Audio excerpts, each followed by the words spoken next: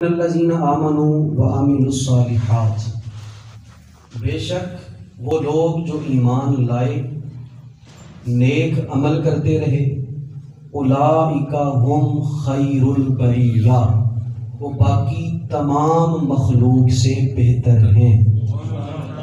یہ آیت مبارکہ ہے، جب سے یہ آیت اتری قیامت کا سورج طلوع ہونے تک اس کا مفہوم، اس کا معنی نہیں بدلے گا۔ جو ایمان لایا، نیک عمل کرتا رہا، ایمان بھی ہوا، عمل صالح بھی ہوئے، اللہ نے فیصلہ کر دیا وہ کوئی بدتر نہیں ہے، بلکہ اللہ نے اسے تمام مخلوق سے بہتر پیدا فرمایا ہے۔ یہ انسان کا ایک وقار ہے۔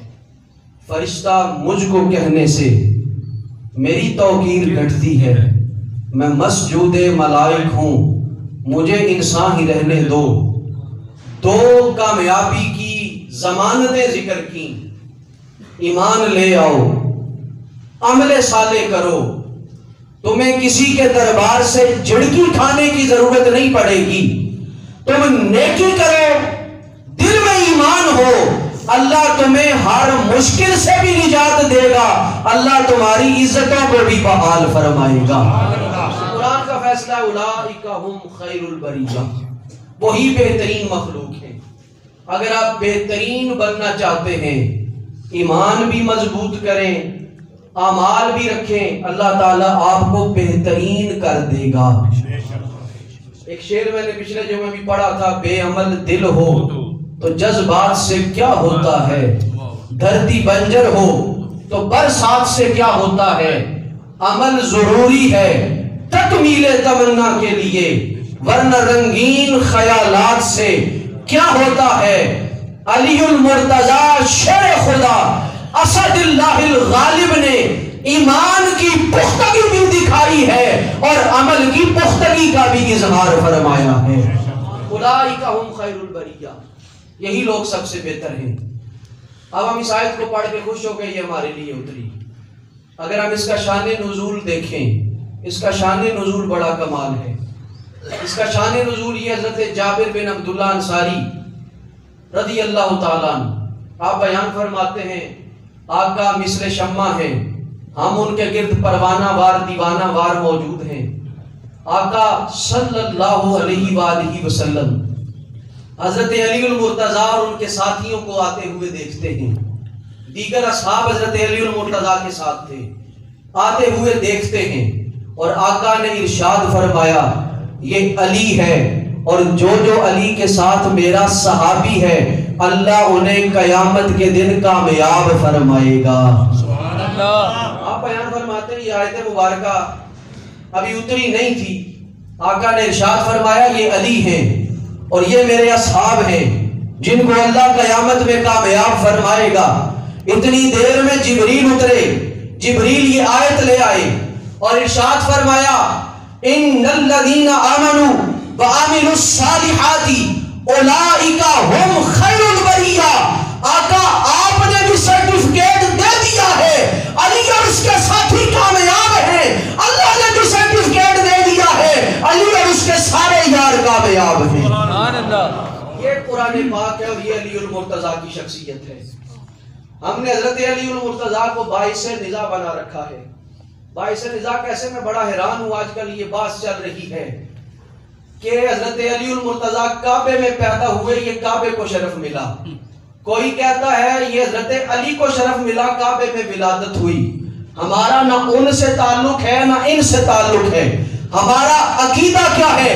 کفیرہ میسر، نہ شدہ سعادت، نہ کعبہ ولادت، نہ مسجد شہادت۔ ہمارا عقیدہ کیا ہے؟ فضیلت کسی کو ملے یا نہ ملے، علی کا مزاج کیا ہے؟ آنے والا آ رہا ہے، اللہ کے گھر میں آ رہا ہے، اور جب دنیا سے جا رہا ہے اللہ کے گھر سے جا رہا ہے۔ کفیرہ میسر، نہ شدہ سعادت، کعبہ ولادت و مسجد شہادت۔ ہم یہ کمپیریزن نہیں کرتے کعبہ کو فضیلت ملی ہے، ہم یہ بھی کمپیریزن نہیں کرتے علی المرتضی کو فضیلت ملی ہے۔ ہم تو اس بارگاہ کے ادنا سے غلام ہیں ہم اتنی جرت نہیں کرتے، ہم اللہ کے گھر کے بھی وفادار ہیں، رسول کے گھر کے بھی وفادار ہیں۔ ارشاد فرمایا یہ علی المرتضیٰ شانوں والے ہیں، اولئک ہم خیر البریہ۔ اب آپ کو میں ایک مثال دیتا چلوں، اس مثال کو سمجھیے گا۔ مثال کیا ہے؟ آپ نے بزرگوں کا نام سنا ہوگا، حضرت واہب بن عمر رحمت اللہ تعالی علیہ۔ ہو سکتا ہے اکثر لوگوں نے پہلی بار نام سنا ہو، لیکن جب ان کا میں لقب آپ کے سامنے پیش کروں گا آپ سب جان جائیں گے یہ ہستی کون سی ہستی ہے۔ حضرت واہب بن عمر رحمت اللہ تعالی علیہ، جس کو زمانہ آج بہلول دانا کہتا ہے۔ ہم اس ہستی کا ذکر بڑے عجیب طریقے سے کرتے ہیں، بہلول دانا یہ کہہ گیا، بہلول دانا وہ کہہ گیا، بہلول دانا نے یہ کر دیا۔ حالانکہ بہلول دانا رحمت اللہ تعالی علیہ وہ شخصیت ہے جو اپنے وقت کا فلاسفر بھی ہے، وہ عظیم شخصیت ہے جو قرآن کے علوم کا ماہر بھی ہے، یہ وہ شخصیت ہے جو حدیث کے علوم کا ماہر ہے۔ اور حضرت واہب ابن عمر المعروف، یہ جو حضرت شخصیت آپ کے سامنے میں نے بہلول دانا کی ذکر کی، یہ وہ شخصیت ہے جس کو زمانہ دیوانہ کہتا ہے، مستانہ کہتا ہے، لیکن اس کا مقام رب جانتا ہے یا رب کا رسول جانتا ہے۔ خلیفہ عباسی خلیفہ، پانچویں دور کے خلیفہ، یہ پانچویں عباسی خلیفہ ہارون الرشید، اکثر آپ نے ان کی حکایات بہلول دانا رحمت اللہ تعالی علیہ کے ساتھ سماعت کی ہیں۔ آج ایک اور حکایت سماعت کیجئے، آپ کے لیے سبق ہے۔ سبق کیا ہے؟ حضرت بہلول دانا کے ہاتھ میں پیالہ ہے، پیالہ لیے ہوئے آپ پانی کے کنارے پر موجود ہیں، سمندر ہے، دریا ہے، کیا ہے، جو بھی ہے، پانی کے کنارے پر موجود ہیں، پیالہ بھرتے ہیں، اس کو ریت پر لا کے ڈال دیتے ہیں، بھرا ڈال دیا، بھرا ڈال دیا۔ اب بہلول دانا یہ سارا کام کر رہے ہیں اور اتنے میں خلیفہ ہارون رشید کا گزر ہوتا ہے، وہ دیکھتا ہے، رک جاتا ہے، دیکھتا ہے یہ دیوانہ کر کیا رہا ہے۔ پیالے میں پانی بھرتا ہے، بھر کے ریت پہ ڈال دیتا ہے، پانی خشک ہو جاتا ہے، پھر پانی بھرتا ہے، ریت پہ ڈالتا ہے، پانی خشک ہو جاتا ہے۔ خلیفہ ہارون رشید قریب ہوا اور کہنے لگا ہے دیوانے یہ کیا کر رہا ہے؟ بہلول دانا صرف لوگوں کے لیے دیوانہ تھا، حقیقت میں یہ دیوانہ نہیں تھا، یہ عارف الہی تھا، یہ وہ عارف تھا جو اپنے جملوں سے اللہ رب العزت کے راستے کا پتہ بتا دیتا تھا، یہ وہ عارف الہی تھا۔ حضرت بہلول دانا آپ اپنی مستی میں کہہ رہے تھے میں چاہتا ہوں ایک پیالے میں سمندر سما جائے، ایک پیالے میں سمندر سما جائے، اس پانی کو ایک پیالے کے اندر بند کرنا چاہتا ہوں۔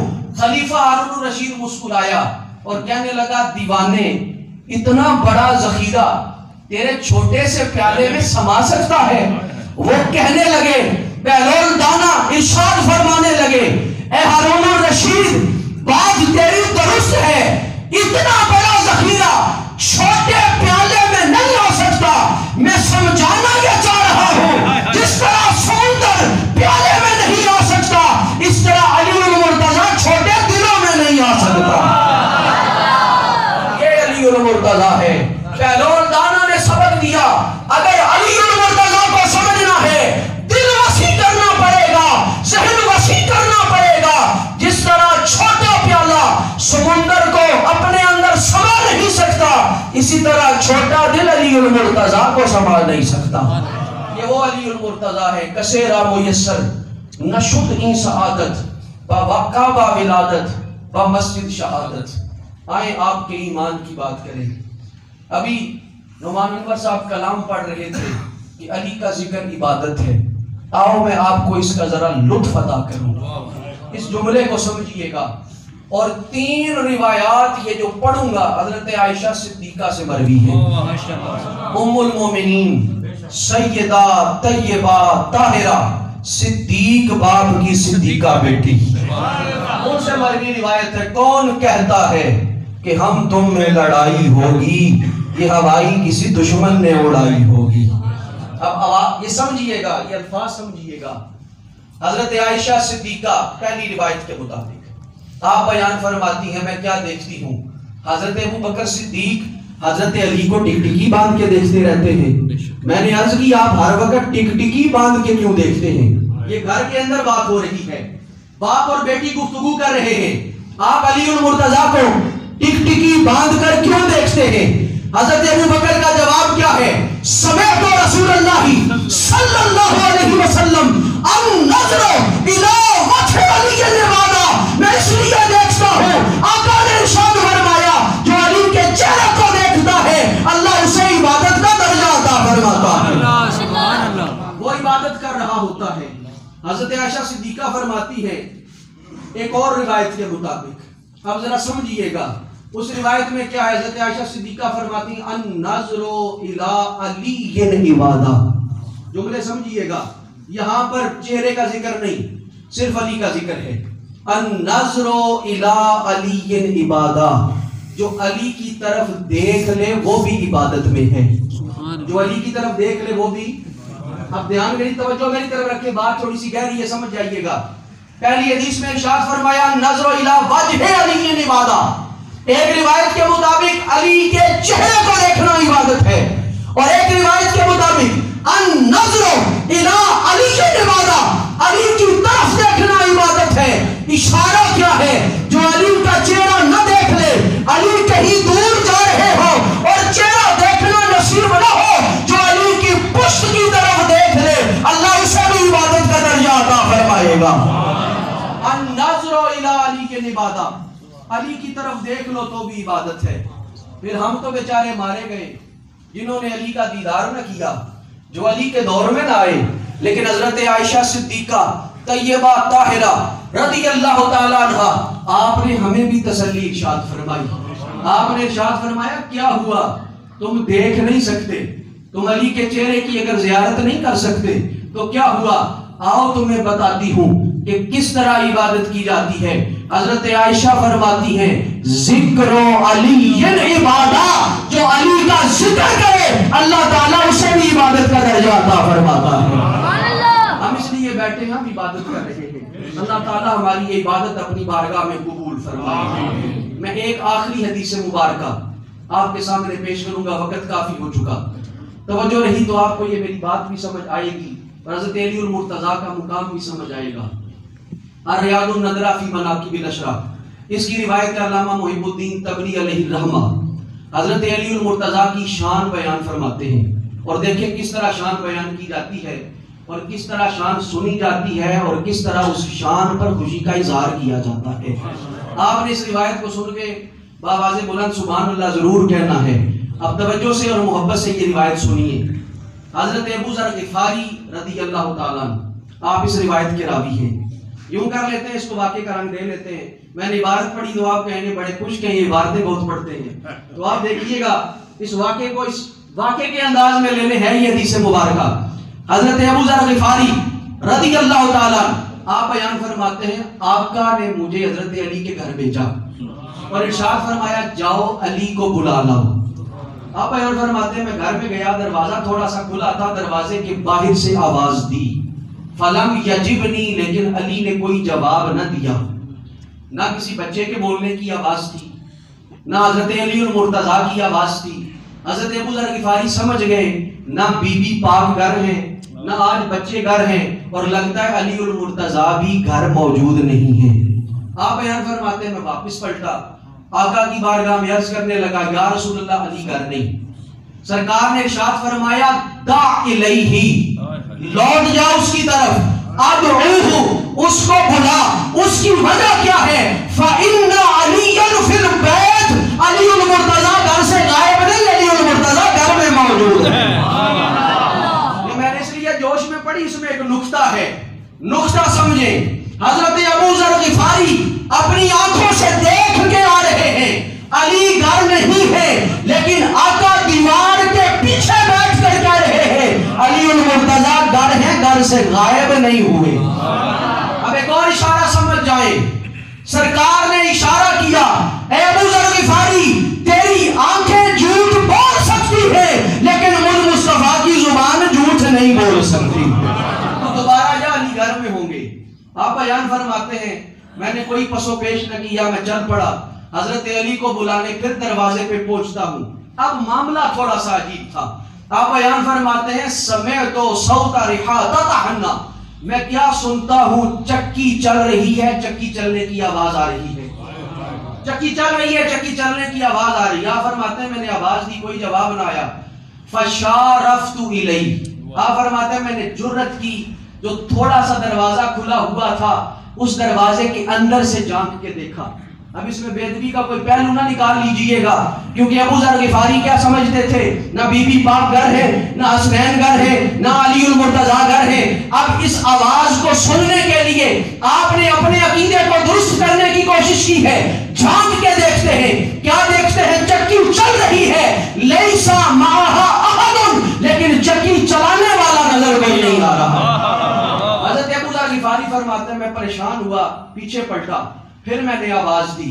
اتنے میں علی المرتضیٰ اندر سے مسکراتے ہوئے باہر تشریف لے آئے. پہلے نہیں آئے، اب تشریف لے آئے. آپ بیان فرماتے ہیں میں چپ تھا، پریشان تھا، پیچھے پیچھے چل رہا تھا، آگے آگے علی چل رہے تھے. مسجد نبوی میں پہنچے، ارشاد فرمایا لم ازل انظر الی رسول اللہ، ابھی میں اپنی آنکھیں، سوال والی آنکھیں آقا کی طرف اٹھا رہا تھا. کیوں دیکھتا ہوں، ینظر الیہ، آقا پہلے ہی مجھ طرف ٹکٹکی باندھ کے دیکھ رہے تھے. آقا پہلے ہی مجھے ٹکٹکی باندھ کے دیکھ رہے تھے اور سرکار مسکرا بھی رہے تھے. اور ارشاد فرمایا یا ابا ذر ما شانک، اے ابو ذر کیا دیکھ کے آیا ہے، بتا تو صحیح. آقا جانتے ہیں کیا ہوا تھا. آپ بیان فرماتے ہیں آقا نے پوچھا ما شانک یا ابا ذر، اے ابو ذر کیا دیکھ کے آیا ہے. ابو ذر کہتے ہیں میں نے سارا واقعہ سنایا اور کہا فعجب من العجائب، میں نے عجیب و غریب باتیں دیکھی ہیں. کیا دیکھا، چکی چل رہی ہے، چلانے والا کوئی نہیں. تو آقا نے مسکرا کے ارشاد فرمایا. اس روایت کو سن کے آپ نے سبحان اللہ ضرور کہنی ہے. اس روایت کو، یہ آخری جملے ہیں، اس کے بعد میں تقریر وائنڈ اپ کر دوں گا. ارشاد فرمایا، حضرت ابو ذر فرماتے ہیں آقا نے ارشاد فرمایا یا ابا ذر انا للہ ملائکہ سیاحین فی الارض فقد وکلوا بمعونۃ آل محمد، اللہ نے فرشتوں کی ڈیوٹی لگا رکھی ہے. جب جب آل محمد کو مدد کی ضرورت ہوتی ہے اللہ کے فرشتے آل محمد کی مدد کرنے کے لیے اندر آتے ہیں.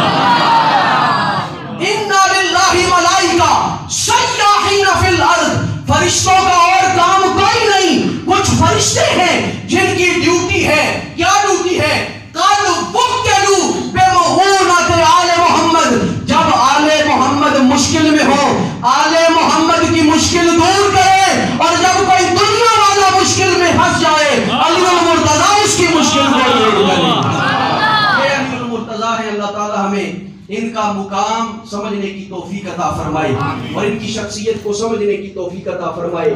آخری نصیحت ہے، ان شخصیات کو کبھی بھی تختہ مشق نہ بنائیں. اب یہ عجیب سی فضا ہے، حضرت علی المرتضیٰ کے مقابلے میں اصحاب کا ذکر، اصحاب کے مقابلے میں علی المرتضیٰ کا ذکر. ہم اس طرح کی روش کے قائل نہیں ہیں. ہم علی سے بھی پیار کرتے ہیں، ہم صحابہ سے بھی پیار کرتے ہیں. اہل سنت کا ہے بیڑا پار اصحاب حضور نجم ہے اور ناؤ ہے. عبرت رسول اللہ کی، اگر صدیق اکبر کی گود میں میرا آقا ہے تو علی المرتضیٰ کی گود میں بھی میرا آقا ہے. یہ بھی مقام سمجھے، کمپیر نہ کرنے لگ جایا کرے یہ افضل ہے یا وہ افضل ہے. میں کون ہوں یا آپ کون ہیں جو ان کی افضلیت پر بات کرے. ہم اتنا کہیں گے، ہم ابو بکر سے بھی پیار کرتے ہیں، علی المرتضیٰ سے بھی پیار کرتے ہیں.